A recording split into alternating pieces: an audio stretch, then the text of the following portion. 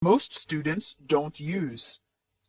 If you speak with a lot of pauses and hesitations, but you want to speak fluently and naturally like a native speaker, the secret is learn to think in English.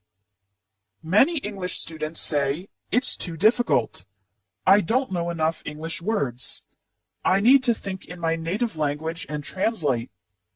However, thinking in your native language and translating results in sentences that don't sound natural in English because the sentence structure is often different in English and your native language. In addition, it takes too much time to think and translate when you're in a conversation, leading to pauses, hesitations, and the inability to speak fast and fluently.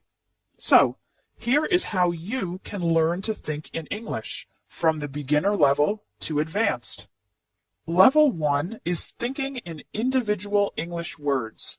For example, when you wake up in the morning, think of words like bed, toothbrush, bathroom, eat, banana, coffee, clothes, and shoes. Then, when you go to work, think of words like car, job, company, desk, computer, paper, pencil, colleague, and boss. During the day, continue to think of the individual English words for everything you see, hear, and do. Try this exercise right now. Look around you and think of all the English words you can. I'd imagine you can think of at least 10 words. Level 2 is thinking in complete English sentences. On this level, you think in complete phrases and sentences during the day. When you're eating lunch, think, "I'm eating a sandwich. My friend is drinking soda. This restaurant is very good." When you're watching TV, think, "That actress is beautiful. The journalist has black hair. He's talking about politics." It's okay if the sentences are very simple.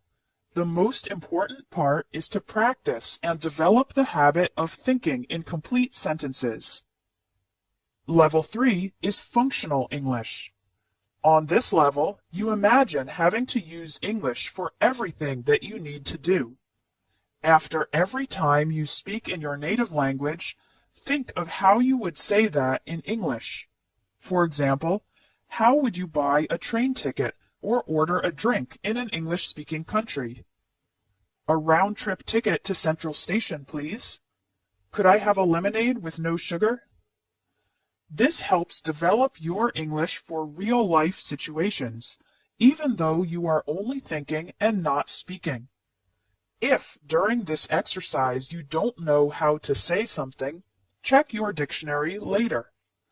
If you do this kind of mental practice regularly, you will develop the ability to use English in any everyday situation.